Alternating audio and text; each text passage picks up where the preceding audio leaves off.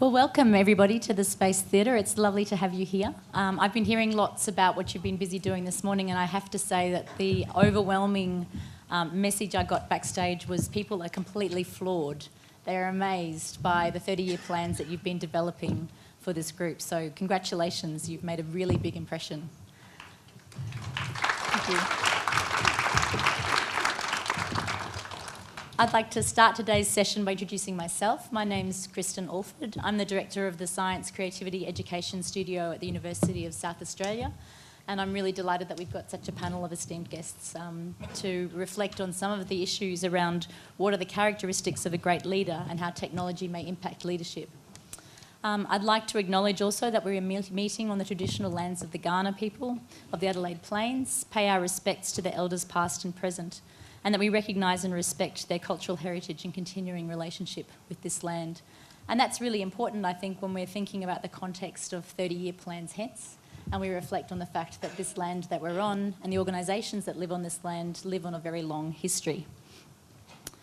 So to start us off, I really want our panel to introduce themselves so you know where they come from. A couple of them you'll recognise because you've been working with them, but we're really privileged to have leaders from a whole range of different cultural and educational institutions. So we might start with you, Vince, if you can introduce yourself. Hello everyone, my name is Vince Ciccarello. I'm the Managing Director of the Adelaide Symphony Orchestra. Hi, my name's Tyson. I'm from Swallowcliff Primary School and I'm a student. I'm Alison Russell. I'm the Director of the History Festival and Community Programs for History SA. And hello, I'm Kath Button from the State Library. I'm the Group Manager of our customers. Hello everyone, my name's Nick Mitrovic. I'm the Director of the Art Gallery South Australia. Hello everybody, my name's Phil Levy and I'm the Pro-Vice-Chancellor Student Learning at the University of Adelaide. Hello, my name is Declan Daniels and I'm in Year 10 at Trinity College North. My name is Hugh Chevron-Breton. I'm the Manager of Singapore Airlines. And I'm Elaine Benstead. Everyone calls me EB. And I'm the Chief Executive of Zoos South Australia. Good afternoon. I'm Brine Oldman and I'm the Director of the South Australian Museum. Great, thank you all. I just made a quick list of that. So I've got history, books, art, education, aviation, ecology and science, and I couldn't think of a better spread of things when we start to think about future careers, future leadership, what makes a leader, and then also some interesting questions that we're going to pose around technology. So as I said, the purpose of today's Q&A is to look at what are the characteristics of a great leader, and also to think, if we are thinking 30 years into the future, how do we think technology might impact leadership and impact the activities that we do? But I'd like to go to our first question, which is a ripper of a question, and that's going to be asked by Jessie Coburn. So if we can find Jessie, please. What was your dream job when you were young and what is it now? What has been your favourite time over your working career?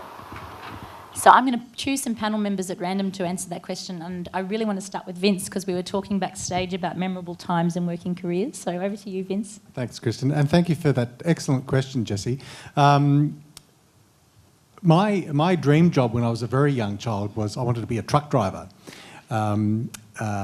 Probably like a lot of kids, not a fireman, but a truck driver. But I very quickly, very soon got into music, and I really wanted to become a professional musician. And I have to say that despite the fact that I am surrounded by wonderful musicians, there's this little bit inside me that still thinks, I would really love to be a professional performing musician, and I'm not. So that's the truth of that. In terms of favourite time of my working career, even though I've got to say I absolutely love my job, which I've been in for about 3 years, the most memorable time of my career was when I worked as a journalist in a new startup newspaper called The Independent Weekly. So I've had a number of different jobs in my career, and so I made quite a radical change away from arts administration and music into journalism. So I was very fortunate to work with a bunch of very experienced journalists working at a very exciting time at the startup of a new newspaper. So that was the highlight for me. Excellent, thank you. I was going to go to you, Hugh, next. That was confusing. And what was your sort of dream job or the most memorable time in your working career? Well, my dream job was to travel, and I become a tour guide. And I was a professional tour guide for 7 years. And I traveled in many, many countries up to the age of 25. And then I had enough of living in France and traveling around the world, so I decided to go to Australia. And I wanted to go back to the tourism and travel industry, and I joined Singapore Airlines 27 years ago. And I'm still in travel and still traveling, so it's part of my dream job. And what was the favorite time over the career is both in terms of personal, to be able to grow within an organization, and secondly, is to see the organization growing at the same time. It's good when you yourself expand into your career, but when you have an organization which is also expanding, which is developing, which is getting new markets, it's also very satisfying. Thank you. Brine, what was your dream job or most memorable time? My dream job when I was a small boy was I was going to be a great soccer player. There was a fundamental flaw in this because actually I was pretty hopeless. So that didn't last for very long. And actually I'm very privileged to be running a museum. Actually, this is the job I've always wanted to do. I've worked in several museums in the UK. You can probably tell I'm not a local. I've been here for about 3 years. But I think now is the time I'm probably enjoying the most, in that first of all, I'm running a great museum, which I've always wanted to do. And secondly, I've come all the way over the world to live in a new country, and that's really exciting. He was talking about how exciting travel is, and travel is a real privilege. You see how other people live, how they conduct their lives. You come across other cultures, and you can really learn a huge amount of that. So actually, I'd say it's now, and live for today and plan for the future. Live for today, plan for the future. That makes me think we should probably go to you, Alison, bringing a history perspective back in. Well, you need the past to think about the future, I reckon. When I was at school, I reckon every few weeks I changed what my dream job would be. But things like being a teacher and being a social worker were things that I kept coming back to. And I feel really privileged that now in my role with the History Festival in particular, because it's such a broad community festival, I'm actually able to bring all of those things into my work now. So working with people, I think, is the common element. And favourite time in my working life? Look, it's now. I love the work that I'm doing. The History Festival is growing and getting bigger and better, I reckon, every year, and it's an exciting thing to be doing. I'm going to go on to you, Kath, next. Thanks for that. Actually, I'm rather like Alison. I also dreamed of being a teacher and social worker when I was growing up. But I also loved cooking, so I sort of thought that would be a future career. Unfortunately, it's not. It's a pastime now.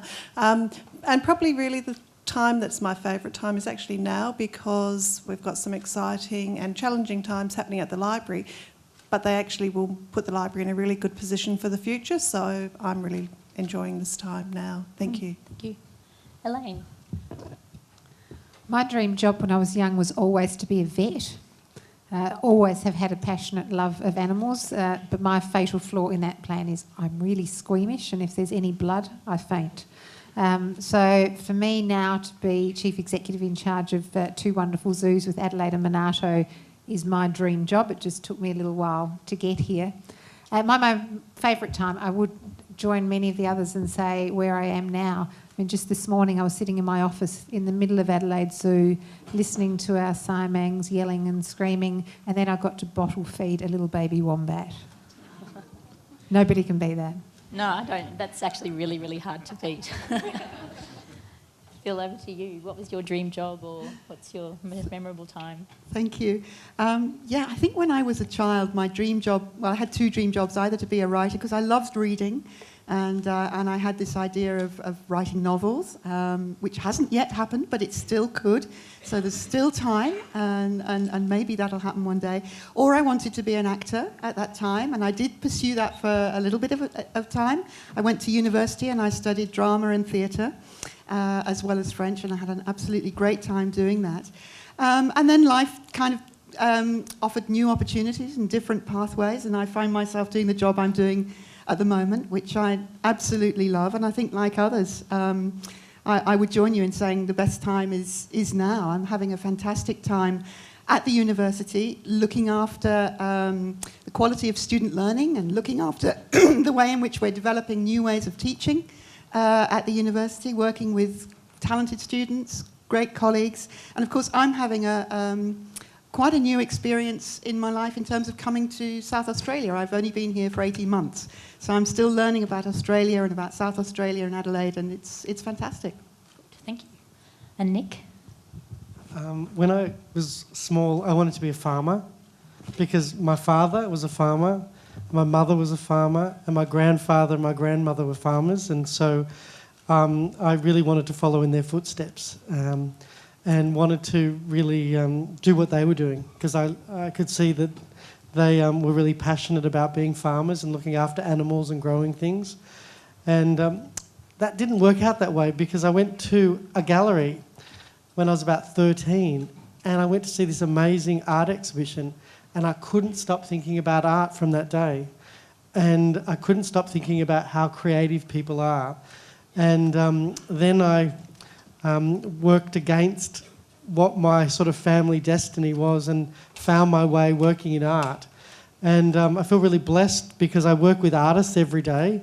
And the special thing about artists is that they think about our world and they make really special things out of their ideas. And their ideas last nearly forever, because if you look back onto the past, the only things that remain generally are the creative things that happened. Think about Egypt and the pyramids and the things that were in tombs, or things from Rome or Greece or the Renaissance. All of those things that remain were made by artists, and I think that's really special, and I feel really excited about working with artists that make work today. Excellent, thank you. And then I've got a question for Tyson and Declan, and we'll start with you, Tyson. So I'm interested in your dream job. I wonder if it's changed from when you were younger and what you're looking forward to pursuing. Yeah, well, when I was little, my dream job was supposed to be writing, and then now it's supposed to be photographer, because I always like editing my photos and all that kind of stuff, and I like putting colours around the photos. It's pretty good. Yeah, great, thank you. And you, Declan? When I was younger, I wanted to become an AFL player, and as I grew up, I realised it wasn't really going to happen. So now I want to become a cruise ship captain. I want to become a cruise ship captain because I have a love of travelling, and I really want to put my leadership skills to the test. That's excellent. And what I've really gained from listening to those stories is that pursuit of something that really thrills you to the core, whether that be travel or art or wanting to be around helping people. And I think that's actually really valuable. But the pathways to get to where you are now and that focus on really enjoying things now, I think, are really interesting, which leads me to our second question from Surah Hedari. So we've got Surah. What's the pathway to becoming a leader, and what specific pathways did you take to get to your positions? So I might go back to you, Nick, because you had this sort of epiphany when you were 13, and obviously now you lead the gallery. So how did you get from there to where you are now? Well, I did fall in love with art, and so I studied art and wanted to be an artist. And Declan, who realised that he wasn't going to be an AFL player, I realised I wasn't actually a good artist. But I was really, I felt really rewarded by working with artists and seeing how they think. And so I started doing volunteer work at a university art gallery. And then I managed to get a job working in a small gallery. And over the course of the last 25 years, I've worked in a whole variety of galleries. And I think one of the important things, if I look back on that time, was I hopefully listened to a lot of people around me and took advice. And I thought about my mistakes and thought about how to fix them. The most important thing for me is that I'm in a job that I actually love and that I want to get up every day and I want to do something new. And I think the reason I've been able to now become the director of the Art Gallery of South Australia was the reason for that is that I think that I had a great passion for art, and that means a lot. And I think if you find a job that you're really passionate about, you need to just hold on to it as tight as you can and run as fast as you can. And I suppose that's what I do every day. Thank you so much. What about you, Vince? Because you now lead an orchestra, but that's not where you started either. So what sort of twists and turns has your career taken? I don't think we've got enough time, Kristen, to go through. There are lots of twists and turns. Not unlike Nick, I did want to become a musician, so I actually studied music at the Conservatorium here in Adelaide. So I studied piano and musicology, but very quickly, because I came to the piano quite late, I realised that like Nick, I actually wasn't good enough to become a professional musician or a professional artist.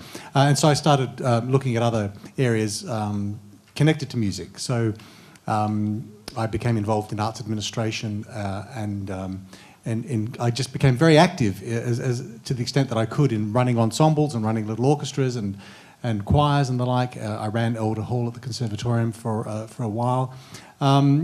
But I then realised, and I started doing a PhD at the same time, I also realised that I was about to have a family by that stage, so I needed to actually stop the studying and the part-time work and get a full-time job. So having had some arts admin experience, I applied for a variety of jobs and became the orchestra manager of the Queensland Symphony Orchestra, which was a very operational role, as well as a human resources kind of role. So that what I didn't realise is that was the start of a pathway to where I am today. And I would have to confess that I am where I am today by accident, not by design. So having worked at the Queensland Symphony Orchestra for a number of years, I was looking for a change and an opportunity came up in Melbourne to work for a theatrical agency. So I moved to Melbourne and worked at that agency for a number of years and then had my own theatrical agency for a total of 10 years. So I was an artist agent or manager and I represented conductors and singers and lighting designers and theatre directors and the like. So I did that for a total of 10 years. By which time I was approaching 40 and realised that I now had 3 children and that what if everything went pear-shaped, and this was the only thing I knew how to do. So I went and saw a career counsellor to get some advice about which direction I should take, and the career counsellor said, I did a whole battery of tests and he said, well, my advice to you is the best thing that you're suited at is being an artist manager, and that was of no help whatsoever, of course, because I was already that. But he suggested that I explore journalism. So, cut a long story short, I studied journalism, told you about my time at the Independent Weekly, and from there worked in a variety of public relations and media relations roles.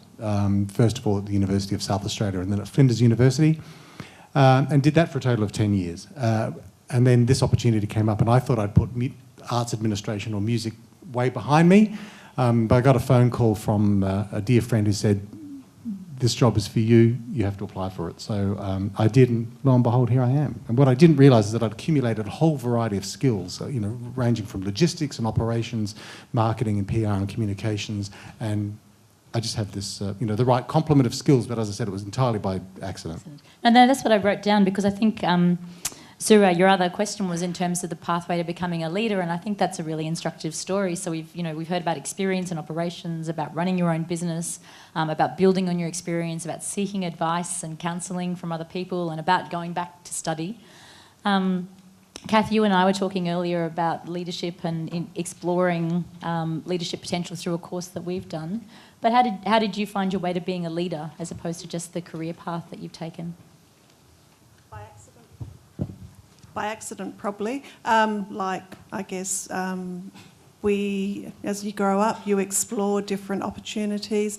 And I guess I had a fairly average sort of career path in the public sector and then was given an opportunity and had proven myself to be worthy of this opportunity. And so I gradually expanded what I was competent and good at doing, and I guess developed a passion for libraries and really believed and do believe in the value and the difference that they make to people's lives. And so the way that I can contribute to that is to ensure that people who do come to the State Library are welcome and are included and get the information they want. And I taught skills and resources that serve them well into the future. And so for me, this is my passion. I can actually make a difference to people's lives, and that's an important part of, I think, Nick talked about the passion for something, and I think that's really fundamental to a leader. Thank you. As I said at the start, the purpose of this session is to look at the characteristics of a great leader, but also to think about the impact of technology. So I'd like to now throw over to Declan Seal for his question. How do you currently use technology to help you with your job? I might start with you, Brine, because I know there's a lot of technology that happens within the museum. Yes, there is, and one of my big challenges is actually keeping to grips with all this technology that's going on. And what I find actually is it's you guys often are the best people at technology, and I'm usually playing catch up on that one. See a lot of nodding heads along here. Technology helps me personally because, like many of you have one of these things in your pocket, and what it means is that actually I can do my job pretty much wherever I am in the world and whatever time of day it is. Sometimes that's a downside because it means you can't escape, but it means actually you can keep on top of your job. So that's a really good thing from a personal perspective. It means I can keep in contact with my team, and actually we can manage the museum very, very well. But the other thing is that technology really helps us to do things which my predecessors would never, ever have been able to do. So if you wanted to see a museum object, if it wasn't on show in the gallery, which when you had to come to Adelaide, you would have had to have written me a really nice letter, and a few months later I might actually have let you see that object in our stores. That's all changed now. We now take digital images of our objects. We put them on our websites, which means that wherever you are in the world, 24/7, you can see an object at the South Australian Museum. Now, none of my predecessors over the last 150 years have been able to do that for people who are interested and have a passion for the objects in our collections. So that's a real boon in my particular job that my predecessors have never had.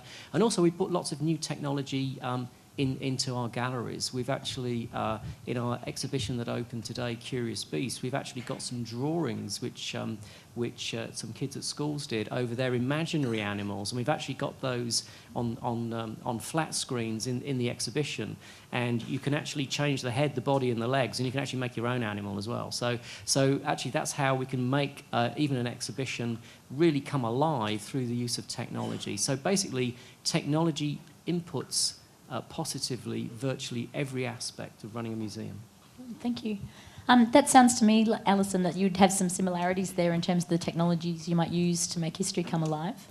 Absolutely. And look, I have to say social media is one of the things that we're using a lot at History SA. So we run 3 museums, the Migration Museum, the Motor Museum and the Maritime Museum, and my team works with community history all around South Australia. So we're always trying to make connections with people who might want to visit us or might want to access some of the information resources that we have. So our websites are really important, but our social media is actually something that we're using a lot to get people to be letting us know what they would like us to be doing as well. So it makes us able to respond to our audiences in ways that we wouldn't have been able to previously. Thank you. What about you, Elaine? We've been talking a lot about sort of visitor experience, but what sort of technologies do you use in the role that you've got? We certainly use all of the technologies for marketing and social media, but like Brine and the museum, the zoo also uses technology to help us with our conservation and animal work. So, for example, if we're breeding endangered wallabies, we'll put tracking collars on them when we release them back to the wild so that we can check and see how they're going. We can download statistics, see how far they've travelled, see if they've given birth. So we've got a lot of information about animals that we wouldn't otherwise have. We also do work internationally. So we're working currently with a place in Kenya in Africa where they're trying to stop rhinos from being poached for their horn. And we're working with universities who are doing a lot of DNA testing. So we use technology from a medical and a scientific reason to help us look after animals that need our help. Good, thank you. And I think the interesting thing about technology is it really does shape how the future is, changes and the sorts of things that we do. And so now I'd like to go to Gurleen Kaur for the next question. We have been thinking about how jobs will change in the future and found that 40% of the jobs that exist in Australia today will be gone in 15 years. Are there jobs in your business that you think will disappear, and what will you do to be ready for that? So I might start by passing over to you again, Hugh, about the jobs that you think might disappear from your businesses and how you're adapting. Well, no business so I should say that, rephrase it. Every business has to change. We've got to adapt. And some jobs are going to disappear, some new will be created. If I take, for instance, in the airline business, 20 years ago, we used to have manual reservation. And you had cards, and then you had a centralized reservation, and then people were writing down every single booking. Now it's all computerized. We have replaced the reservation people, but we have also replaced those people in reservation by people who wrote programs.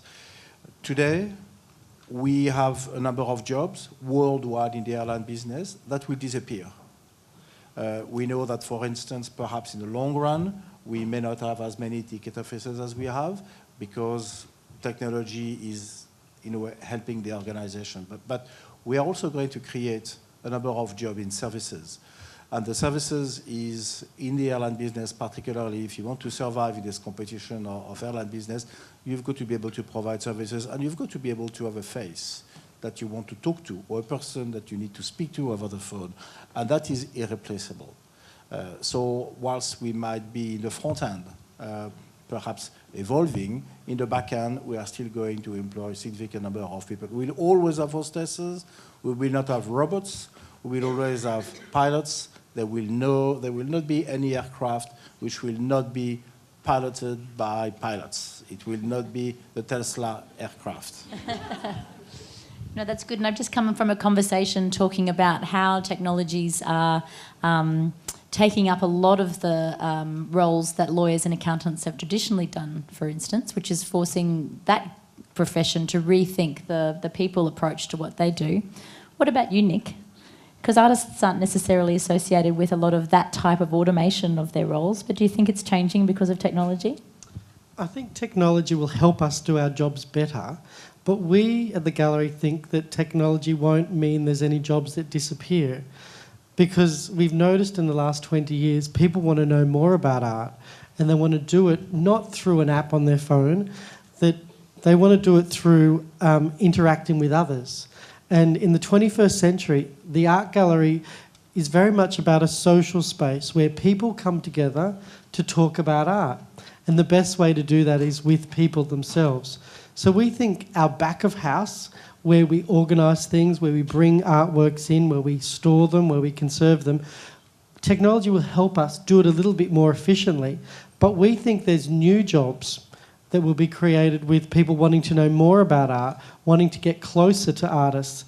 And so we think technology will encourage people to want to know more, because they'll come to the gallery already knowing something, because at your hand you can find out the basics. So we don't need to tell you the basics anymore, but you want to know more. And I think that's what people do in galleries now, and the best way to do that is with a social interaction. I'm so glad you brought up social interaction in addition to the digitisation and processing technologies, because that leads us to our next question from Hema Sijo Padiyatul. I hope I've got that right.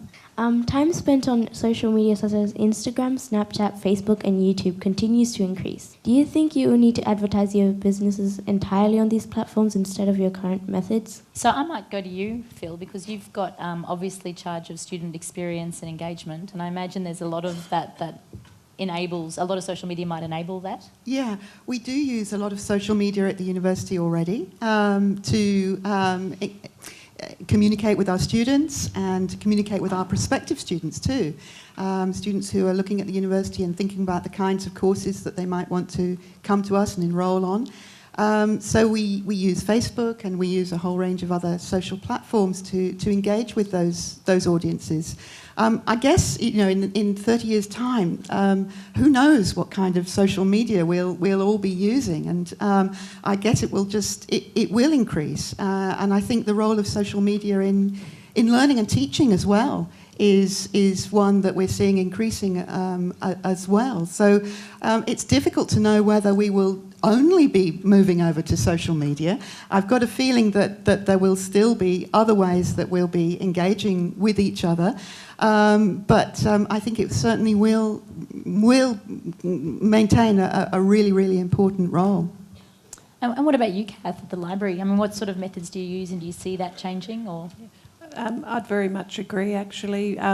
Social media is very important, and it certainly is one of our main ways of communicating outside the walls with people. And I think that's going to continue, but I think there's still a place at this point in time for more traditional media and methods of communication, because there's still a generation of people who haven't grown up with and grown up with social media at their fingertips, and so I think over time that will gradually reduce. But I think also what we know as social media these days is probably not what it's going to be like in 5 years' time, let alone 15 years' time, when you think about the pace in which technology is changing. So I think it's going to be a brave, exciting new world, and people will adapt and evolve and use the methods that work for them. And what about you, Vince? What sort of methods do you use to get your word out, and how do you see that changing?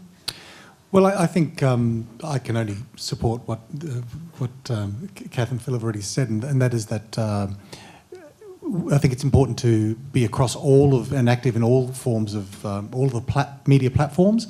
Certainly social media is becoming increasingly important to the Adelaide Symphony Orchestra. We have a very active Facebook following, a very highly engaged audience. We have a very good Twitter feed and Instagram, and of course people really love the Instagram stuff because it's where most of our social stuff is highlighted. But I think we're not in a position yet to give up holus bolus on traditional media. I think print media still has an important place as far as the Adelaide Symphony Orchestra is concerned, and our audiences and the readership of the print media. Broadcast media continues to be important as well. But I think increasingly the ratio of how much we use those various media to market our organisation will continue to evolve. But I don't yet anticipate or foresee when that will be giving up entirely on all traditional media and moving just to social media. I can't quite see that. No, that's really interesting, and I think that that's also an interesting thing to think about when we're thinking about the future, the move of how we transfer from traditional ways of doing things to more modern or future-orientated ways of doing things and what we bring with us. I'd now like to go to the second question from Hima Sijo Padayatil. More people are worrying about animals being in enclosed and small spaces in zoos. If that continues in the future, do you think you will need Adelaide Zoo to be bigger? Hema, can I first of all thank you for that question, because it obviously shows that you care very much about animals. We take our responsibility for the animals really, really seriously. And you're quite right, some of the enclosures at Adelaide Zoo are really large and there's plenty of room, they're fairly modern. Others are still quite outdated because we're an old zoo. So we're slowly working our way through upgrading all of our different enclosures. We probably can't make Adelaide Zoo any bigger because behind us we've got the river and across from us we've got the Botanic Park. But we're very, very lucky that we also have Monarto Zoo. And Monarto Zoo is the biggest zoo in Australia. So we've got plans that some of the animals we hold at Adelaide Zoo will end up moving to Monarto so that they've got more space.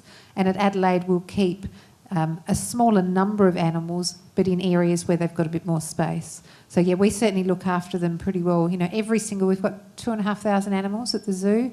Every one of them has a diet plan and a health plan. They're probably healthier than most of us. Thank you so much. And I think that's a really interesting response as well that your questions elicited around leadership there as well, because you've mentioned the importance of responsibility and really taking agency for the actions about how you manage the organisation. But the other thing that came up for me was, Elaine, you've also demonstrated the ability to think about alternative pathways. So how do you find solutions when things feel stuck? And I think those two things are really interesting skills that you learn to develop as you develop your leadership. Next question is from Saskia Jones. Do you think you were born a leader, and do you think you deserve to be a leader? That is such a fantastic question.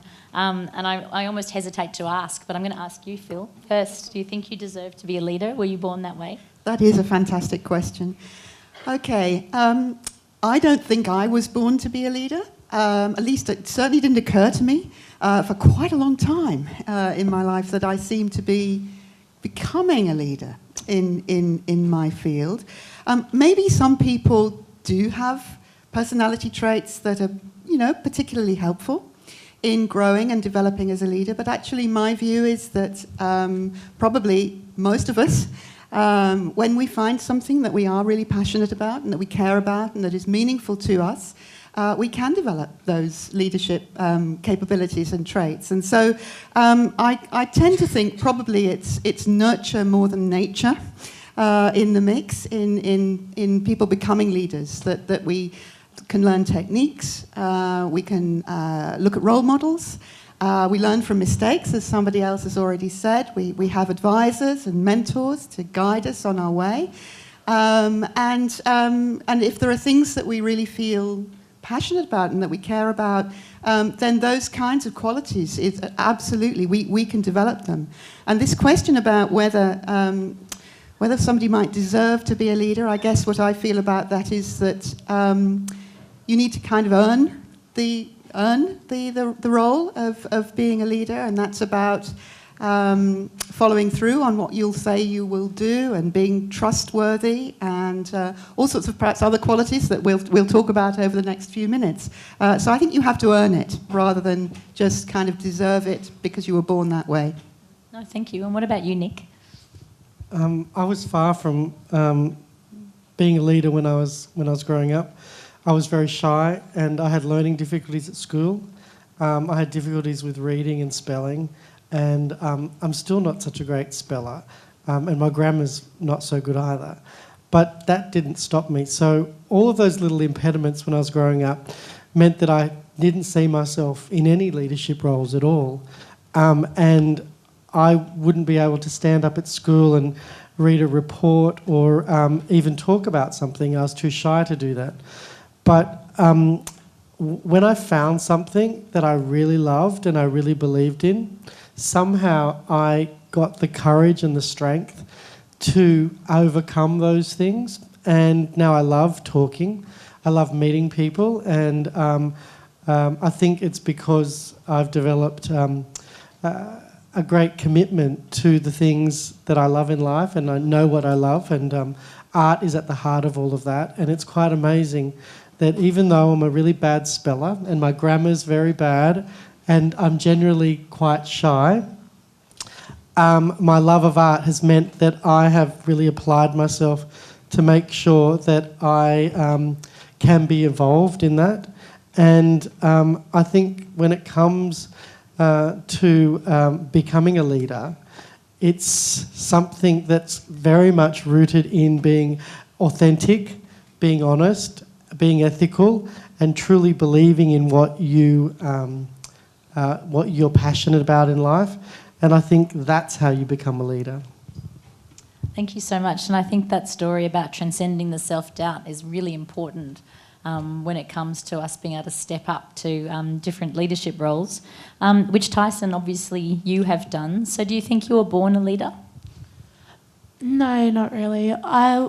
I didn't want to be a leader when I was little because I didn't want to do all different kind of jobs and all that stuff. And I think I was deserved to be a leader because I have done good behaviour and all that stuff, and I have, all that time I have been through lots of stuff, and yeah, it's so much fun not being leader.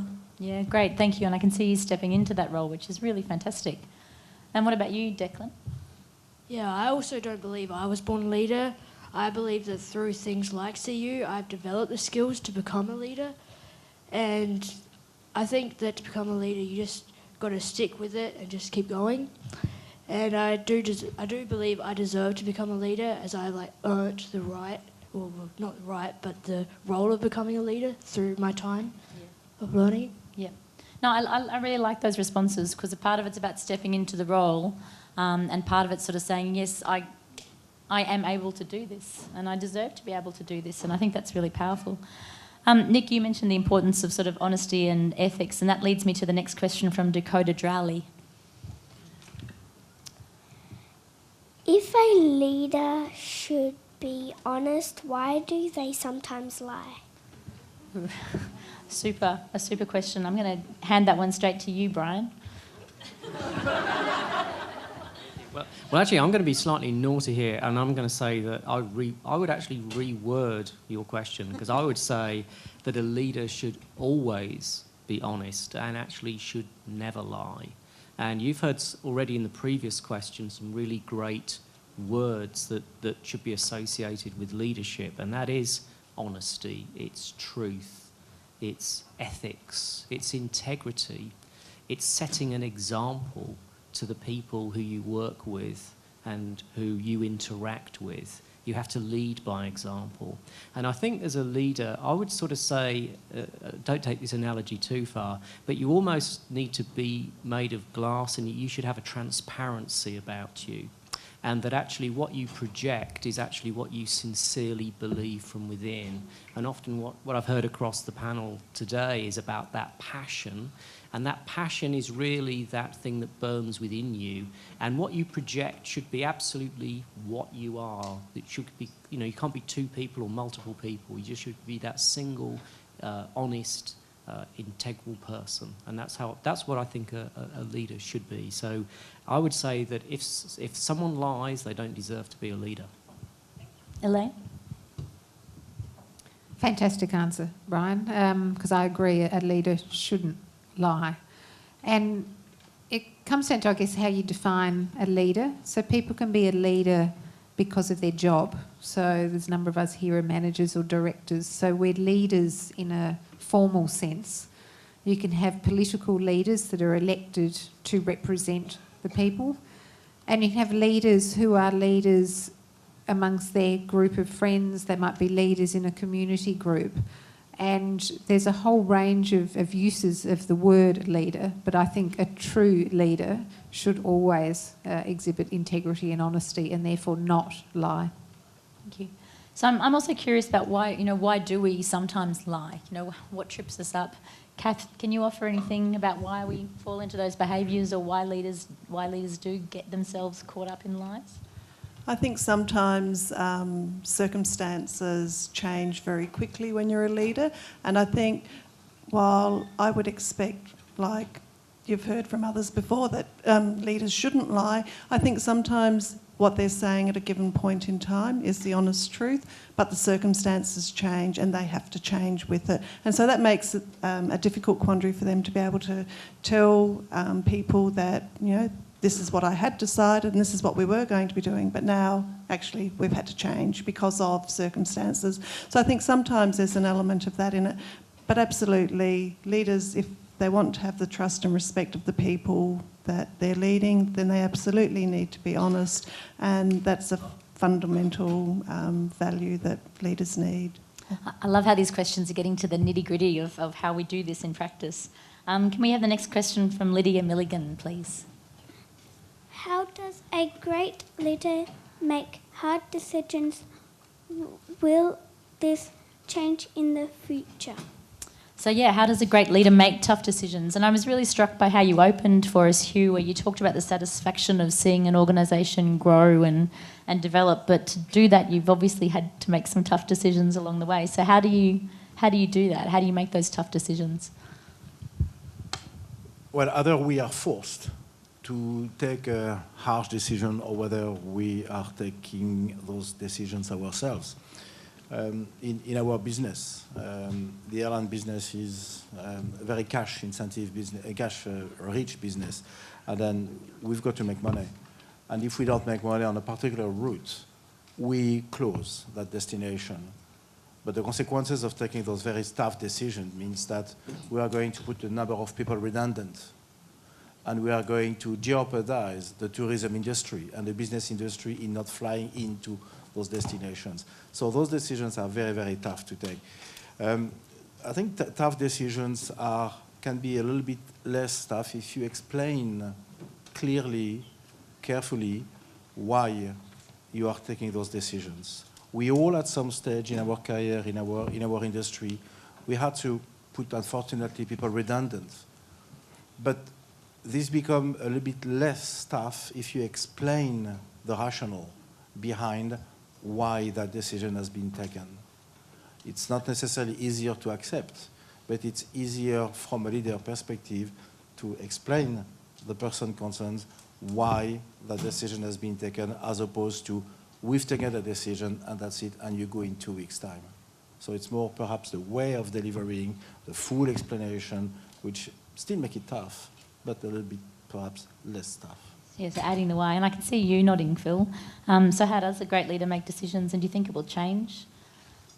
I'm nodding because I absolutely agree with what Hugh said. I do think, we do all have to take tough decisions when we believe that those decisions are for the benefit of the organisations that we serve. And I think it is really important to, as a leader, to be able to be transparent and be accountable. And that means explaining the reasoning behind the decision to everybody concerned, and being, and that can be hard. That can be really hard. And sometimes your own you have to kind of put your personal feelings a little bit to one side and bracket those off and say, well, I'm going to have to speak to somebody now and have a difficult conversation with them, but I'm going to really explain my thinking and have a dialogue with that person and respect that person. And so, yeah, it can be quite challenging, I think, sometimes to play that role. But I think explaining and being clear and being accountable and being clear that this is the best decision that you can take at this time to serve whatever the greater purpose is, I suppose, is important. In terms of how that might change in the future, I think technology is hopefully going to help us in some ways to take decisions more effectively. There may be, we talk a lot these days about big data, and of course, we've got information at our fingertips and data at our fingertips. That can be there can be pluses and minuses to that. But in a lot of organisations, I think technology will help us more and more to understand the complexity of the environments that we work in. But ultimately, many decisions come down to professional judgment and weighing up information and data. And when we start talking about, I suppose, wisdom, then that's about, it's about taking the best and most wise decisions, weighing up all the information and the data that we have in the context and in the circumstances. And that's only something I think ultimately, at the moment anyway, a human being can do. So maybe in the future, artificial intelligence is going to help us more and more. There are going to be challenges there, I think, really interesting challenges. But ultimately, I think wise decisions are taken by people making their professional judgments in using data as effectively as they can, working with other people to make those decisions. Good, thank you. So we've heard a little bit about how you might communicate the tough decisions. And that was a really good addition in there, Phil, about talking about the tools and technologies. Nick, I was wondering if you could answer a further question in relation to what Lydia had asked. When you're faced with something that requires you to make a tough decision and you haven't yet made the decision, how do you work through that? How do you help yourself to make up your mind? There's a number of things that I do. One is to listen and take advice and consider things from different points of view. And I think that's always very important to do when you're making a difficult decision. Also, throughout my career, I've always had a mentor. I've always had someone on the other end of the phone, or someone that I could call on, someone that was really wise, and someone that I've always respected. And I still have one of those. Actually, I have a couple of those. And when I have a tough decision and I need some guidance and some support, I speak to my mentor. And generally, they never help me with an answer. They just help me down a path. And also, thinking time is really important. Not rushing into a tough decision is also the third stage in that. And I think when we're in a world where we want things instantly, it's also really important to stop and think about things, because your decision affects the hearts and minds of the people around you. And so you need to respect that and give it time. So I use those 3 different stages when I make a very difficult decision. No, thank you. That's super helpful. Our final question comes from Brianna Stiles. How does a leader gain people's trust and respect? So perhaps I'll start with you, Vince. What's one way in which you've helped to gain people's trust and respect? These have all been fantastic questions, I have to say, and this is an especially interesting and important question because there's been a lot of discussion from the panel talking about authenticity and transparency and integrity, and I think above all it's important to show people what your values are, to tell them and to, more importantly, demonstrate those values, and the best way to do that is actually to do what you say you will do.